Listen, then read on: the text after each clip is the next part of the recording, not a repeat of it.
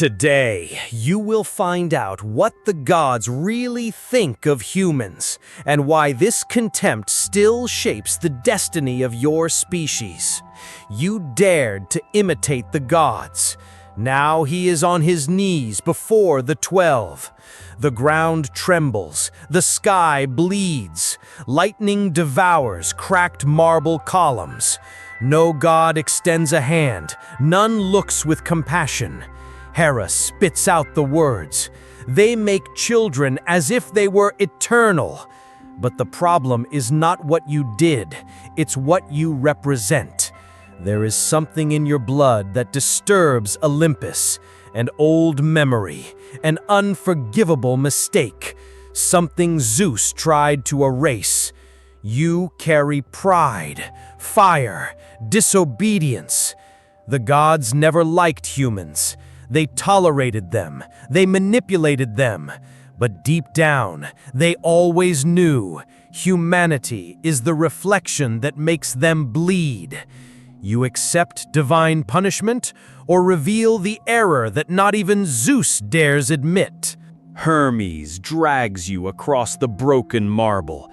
Your back bleeds, your knees scrape. The main hall of Olympus is in ruins, but the meeting is just beginning. Dionysus laughs, shaking the cup. They cry as if the gods care. The wine runs like blood. Ares sharpens his sword with the very bone of an ancient giant. Apollo says nothing. He just smiles, a clinical smile, almost disinterested, like someone who has already decided to burn. You are thrown into the center, all around the golden thrones, above the living vault that reflects human wars like shadows. The meeting is not about you. It's about what you stand for, a human who dared to look like them.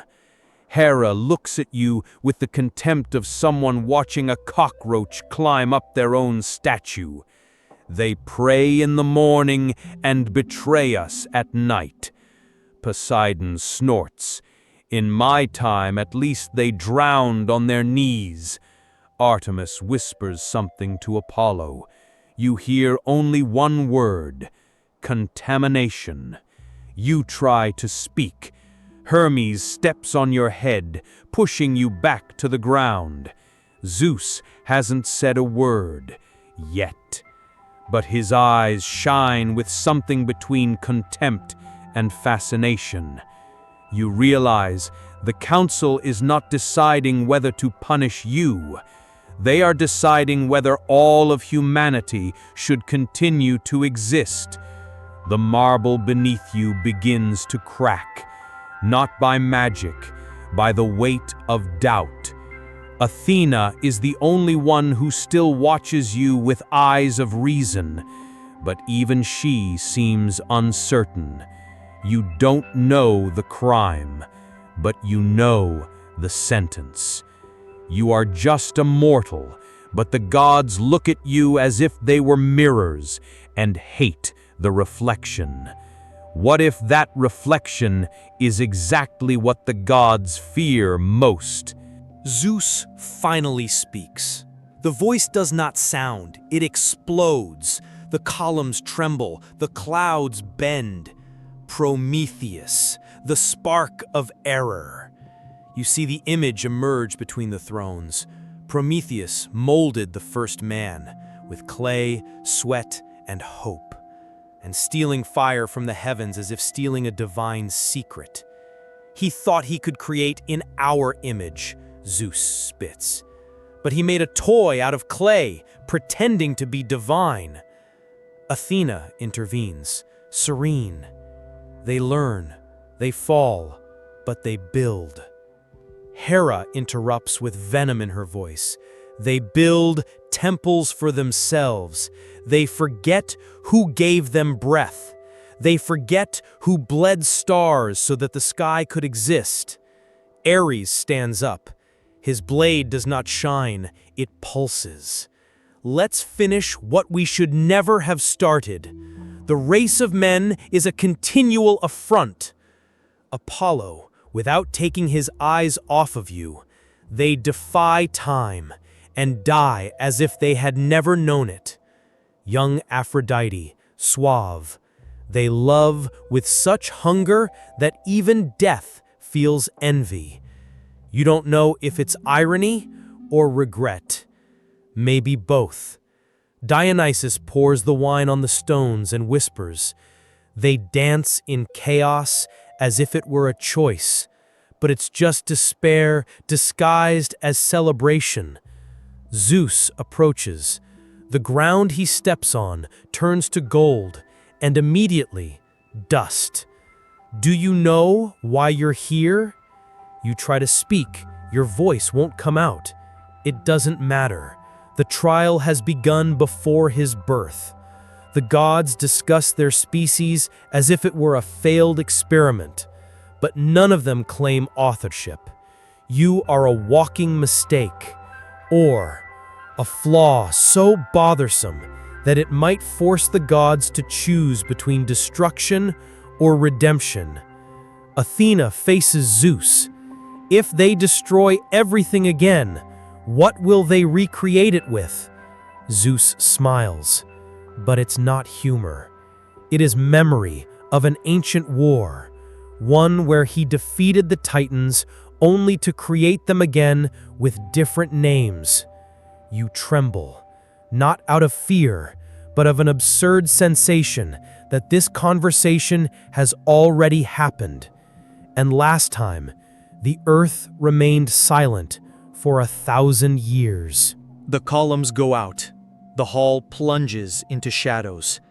The voice that emerges now is not that of a god. It's from the past. Pandora. The image forms before you, a perfect woman, shaped by the beauty of Aphrodite, the voice of Hermes, the gaze of Athena.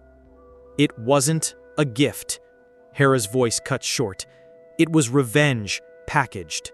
A golden ribbon to cover the curse that Prometheus lit. You see the box open. There is no sound, only the vacuum of human hopes being sucked into the abyss. Dionysios drinks, and they left hope at the bottom, as if it were consolation. Pathetic. The image changes. Prometheus, chained, the liver eaten by an eagle, day after day, century after century. Zeus, emotionless, a stubborn pet with a hero complex. He gave fire to the rats and expected gratitude. Aphrodite, observing the torture. Some say he loved humans. I think he hated the gods. You try to look away. The image changes again. Flood. The world drowned under endless waters. Cities disappearing. Mountains swallowed. Poseidon. It was the only cry for help I've heard in ages. Too late, of course. Athena. We wanted to erase everything, to forget. But we forgot to delete human pride. The voice is not of any god, and yours, or something inside you that starts to remind you. Aphrodite approaches. Her eyes are endless. They love as if they could conquer death, as if their touch could cheat fate. Silence. Then Zeus speaks coldly. They are arrogant, flawed, ungrateful, destructive. But Athena whispers something that no one refutes. And yet, they survive. You feel something run up your spine. It's not pride, it's recognition. The gods don't hate humans just because of their arrogance. It's not the fire, nor the disobedience. It's the mirror. They hate them because they see themselves in them. Anger, the ambition, vanity, and mainly, fear. Fear that one day humans will stop kneeling and start climbing. You feel the ground shake, but it is not Olympus that trembles, it's earth. Below, mortals invade a temple in Sparta. They steal jewelry, burn fake incense, and they desecrate the statue of Hera. They paint over it with blood. The goddess's face contorts. They dared. Zeus stands up. The throne cracks. Lightning strikes the sky, 3 at once. Each one hits a different city. We won't warn anymore. We'll clean up. Athena blocks the 4th ray with her shield. The explosion makes the skies recede for a moment. That's not what will destroy them, Father. That's what will make them martyrs. Ares growls, "May they be martyrs with broken bones." The gods divide. On one side, Ares, Hera, Poseidon. On the other, Athena, Apollo, Demeter. Dionysus, dancing between the sides, drunk, laughing. Finally, a war that works. Palaces float and begin to break apart. Golden logs plunge into the clouds. Colossal statues crumble in slow motion, as if ideals themselves are giving way. You are swept away by the whirlwind of power. You hold on to a cracked column, see monsters emerging from the Aegean Sea, centaurs going mad, oracles bursting into flames. Humanity feels the weight of war without knowing that it is the target. Zeus throws another lightning bolt. Athena responds with raw light, not fire, but truth. The collision makes time stop for a second. In that second, you hear the prayers. Thousands of human voices in despair, but among them, a name repeats itself. Achilles. You don't know who he is, nor where he comes from, but something about that name cuts through you like a blade. Gaia whispers, somewhere in eternity, not even the children of chaos fought so hard. The battle of the gods is just the prologue. You understand now. The world is being pushed towards something bigger, more bloody, more human. Zeus looks at you in the middle of the hurricane. Stay out of this. Athena faces you, or come in and change course. Do you run away, or do you accept to fight in the war of the gods? Everything stops. Time, war, screams, even the gods. Silence. Thick as the blood running down the columns. Athena and Zeus stand before you. She raises the spear, he the lightning. It's not a threat, it's an offer. One word, says Zeus, with the calm of someone who has already destroyed worlds before time was born, and they disappear. Athena's gesture is gentle, or that very word can save them. You try to retreat. There is no ground. Try to close your eyes. There are no eyelids for your soul. Dionysus approaches, staggering as always, but his eyes are sober. Choose well. I prefer wine to blood, but both taste like sin. Poseidon watches you like someone who sees a storm forming on a whim. Hera doesn't hide it. She wants to see you fail. Aphrodite, smile, and hope you choose wrong, for love. Athena lowers her spear a little. Her voice changes, almost human. They have flaws, many, but they also have choices, something we forgot how to use. Zeus twirls the lightning bolt in his fingers. It glows with the weight of extinction. They lie, they betray, they kill, out of pride, out of faith, out of vanity. And yet, they dare to call it civilization. You realize, it's not just a sentence, it's a cycle.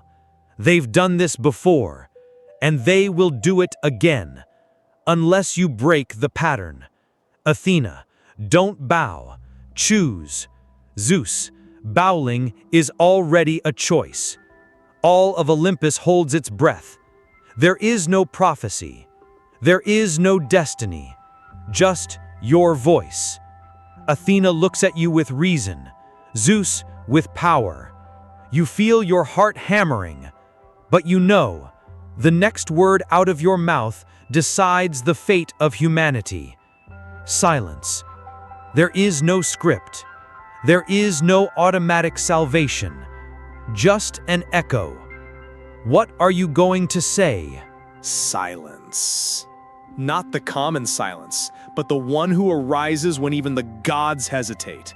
You still feel the weight of choice stuck in your throat. Zeus does not throw the lightning bolt. Athena does not lower her spear. They both wait for his word as if the whole world is hanging on it. And then something breaks, but it's not your voice. It's reality. A crack opens in the air. From the midst of the golden smoke, she appears. Eris, goddess of discord, the one who wasn't invited to the banquet, but he came anyway. Walk among the gods as if you were at home. No one stops her. No one dares. Her smile is a sharp curve. Fight for the title of creator? About that. She holds up a golden apple. Play with this. The apple spins in the air, reflecting the face of each god, and then it falls in the center of the room. Engraved on it, a simple phrase, "To the most beautiful." The three look. Hera, Athena, Aphrodite. No blinking, their eyes burn, not of passion, in possession. Olympus, which was on the brink of war because of humanity, now becomes a battlefield by divine vanity. You watch without understanding. Is this what saved humans? Not your courage, not your choice, but the ego of three eternal goddesses. The smither still glows, but peace is already dead. The Trojan War was born there, not for love, not for Helena, not by men, for vanity, for something small, golden, irresistible. You can barely breathe. The air on Olympus turned to glass, sharp, cutting. Hermes pushes you forward. They decided. Now, it's up to you. The three goddesses already surround you, not as deities, but as predators. Hera. Her gaze carries kingdoms, empires, eternities of dominion. Choose me, and I will give you power beyond imagination, governments that bend the knee, armies that kill at your whisper. Athens, the coldest eyes that ever saw fire. With me, you will have eternal glory, wisdom to win any war.